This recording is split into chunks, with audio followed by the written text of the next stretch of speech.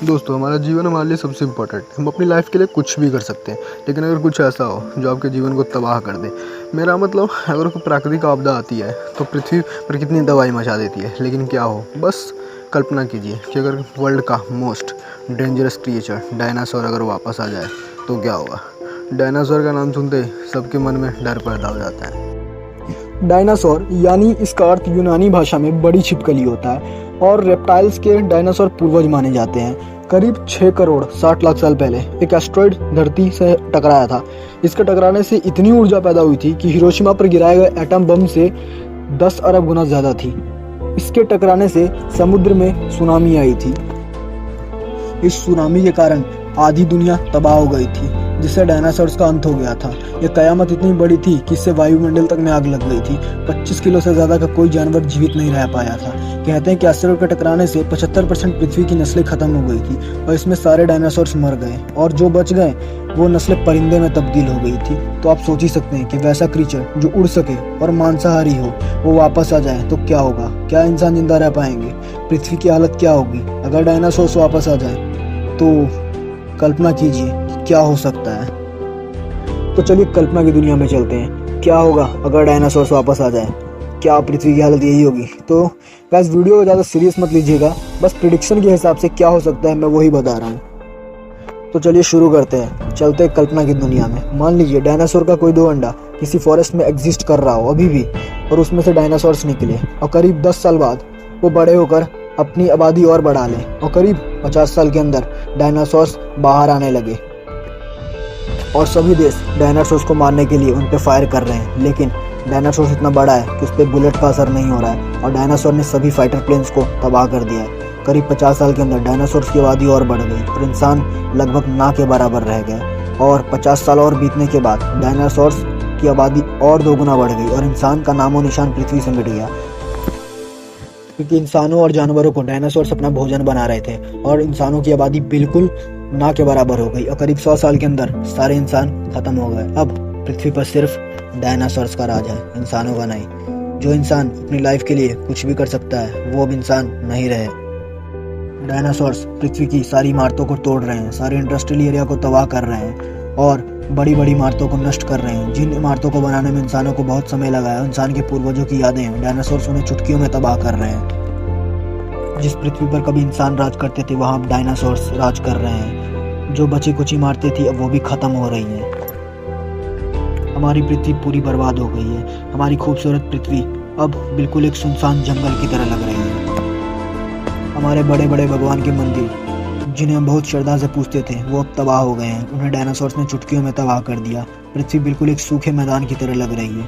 सभी जानवर खत्म हो गए क्योंकि डायनासोर्स उन्हें भोजन बना रहे हैं। जानवरों की भी संख्या ना के बराबर है और अब धीरे धीरे पेड़ पौधे भी खत्म हो रहे हैं क्योंकि डायनासोर्स को भोजन ना मिलने के कारण वो पेड़ पौधे खा रहे हैं। डायनासोर्स की आबादी 2 गुना बढ़ रही है लेकिन पेड़ घट रहे हैं क्योंकि पेड़ लगाने वाला इंसान अब इस पृथ्वी पर नहीं रहता। यहाँ तो सिर्फ डायनासोर्स रहते हैं। अब पेड़ ना होने के कारण ऑक्सीजन की मात्रा कम हो रही है, जिससे डायनासोर्स भी खत्म हो रहे हैं क्योंकि उन्हें सांस लेने में दिक्कत हो रही है। डायनासोर्स को भोजन ना मिलने के कारण उनकी आबादी अब घट रही है क्योंकि अब बिल्कुल पेड़ भी खत्म हो रहे हैं और पेड़ खत्म होने के कारण ऑक्सीजन लेवल बिल्कुल डाउन हो रहा है, जिसके कारण डायनासोर्स की आबादी धीरे धीरे घट रही है।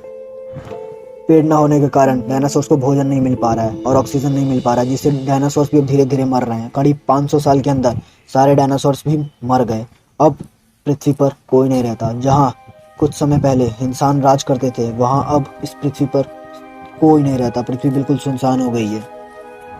अब पृथ्वी भी सौरमंडल के बाकी ग्रहों की तरह बिना इंसानों की हो गई है। जहाँ पर कभी जीवन था वहाँ अब कुछ नहीं है। डायनासोर्स के आने से पूरी पृथ्वी पर जीवन नष्ट हो गया और पेड़ पौधे खत्म होने के कारण डायनासोर्स भी मर गए। अब पृथ्वी पर कोई नहीं रहता। सिर्फ पृथ्वी पर इंसान की यादें हैं और कुछ नहीं। अब पृथ्वी पूरी तरीके से बर्बाद हो गई है। अब पृथ्वी पर कुछ नहीं है। कई सालों पहले यहाँ पर इंसान नामक एक प्रजाति रहती थी जो स्टार्स को देखने के लिए, चांद को देखने के लिए बहुत एक्साइटेड रहती थी, लेकिन वो प्रजाति अब नहीं है। डायनासोर्स के आने से वो खत्म हो गई। करीब करोड़ों और खरबों साल बाद चांद पृथ्वी से और दूर चला गया है और जिससे पृथ्वी पूरी तरीके से अनबैलेंस हो रही है। चांद के दूर जाने से पृथ्वी पूरी अस्त व्यस्त हो गई है। पृथ्वी पर अब अकाल पड़ रहा है। जो रात में चांद कभी पृथ्वी को रोशनी देता था वो चांद अब नहीं है। चांद के दूर जाने से पृथ्वी पूरी तरीके से अनबैलेंस हो गई है। जो चांद कभी पृथ्वी को अपनी तरफ पकड़ कर रखता था वो चांद अब नहीं है, जिससे पृथ्वी पूरी तरीके से अनबैलेंस हो गई है और धीरे धीरे पृथ्वी एक ब्लैक होल की तरफ बढ़ रही है। तो क्या होगा? और कई खरबों साल बाद पृथ्वी धीरे धीरे उस ब्लैक होल में समा जाएगी, क्योंकि पृथ्वी को पकड़ कर रखने वाला चांद अब नहीं है। पृथ्वी नामक ग्रह अब सौरमंडल में नहीं है। जहाँ पर कभी इंसान रहा करते थे, इंसानों को छोड़िए, अब पृथ्वी खुद भी नहीं है। बाकी सौरमंडल के ग्रहों की तरह, प्लूटो की तरह अब पृथ्वी का भी नामो निशान मिट गया है। अब पृथ्वी सौरमंडल में नहीं है। अब पृथ्वी इतिहास के पन्नों में बंद कर रह गई है। अगर किसी ग्रह पर जीवन होगा तो लोग पृथ्वी के बारे में शायद जान सकेंगे। तो अब आप सोच ही सकते हैं बिना पृथ्वी के सौरमंडल कैसी लग रही होगी। जिस पृथ्वी पर कभी इंसान राज किया करते थे वहाँ अब कुछ नहीं है। लेकिन ऐसा कुछ नहीं है। कल्पना की दुनिया से बाहर आ जाइए, ऐसा कुछ नहीं हुआ है। लेकिन जो भी हो, इससे यह तो साफ पता चलता है कि डायनासोर्स के आने से पृथ्वी में फायदा तो कुछ नहीं होने वाला, होगा तो नुकसान ही। काल्पनिक दुनिया में जाकर आपको ये तो पता चल ही होगा कि हमारी दुनिया हमारे लिए कितनी ज़रूरी है। इसको बर्बाद मत कीजिए, इसकी रक्षा कीजिए, क्योंकि प्रकृति के आगे किसी की नहीं चलती। अगर कोई प्राकृतिक आपदा आए तो इंसान कुछ नहीं कर सकता। आजकल साइंस बहुत ज़्यादा डेवलप हो गया है, लेकिन प्रकृति के सामने साइंस कुछ नहीं है। क्योंकि साइंस ये पता लगा सकता है कि चांद कितने वर्ष पहले बना है, लेकिन साइंस ये नहीं पता लगा सकता परफेक्टली कि चांद कैसे बना है। दुनिया में ऐसे बहुत से अनसुलझे रहस्य हैं जिनके बारे में साइंस नहीं पता लगा पाया है और ना ही शायद से कभी पता लगा पाएगा। तो प्रकृति का पालन कीजिए, क्योंकि प्रकृति के सामने किसी की नहीं चलती। ये प्राकृतिक आपदा आने से इतनी तबाही मचा सकती है जो इंसान सोच भी नहीं सकता। और इसी तरह के अनसुलझे रहस्यों के बारे में जानने के लिए, मिस्ट्री से बड़े वीडियोस देखने के लिए हमारे चैनल को सब्सक्राइब कर ले, ताकि कोई भी इंटरेस्टिंग और अमेजिंग वीडियो साइंस से रिलेटेड आए तो आपके पास उसकी नोटिफिकेशन चली जाए। और वीडियो अच्छा लगा तो वीडियो को लाइक करें। तो मिलते हैं नेक्स्ट वीडियो में। Thank you guys.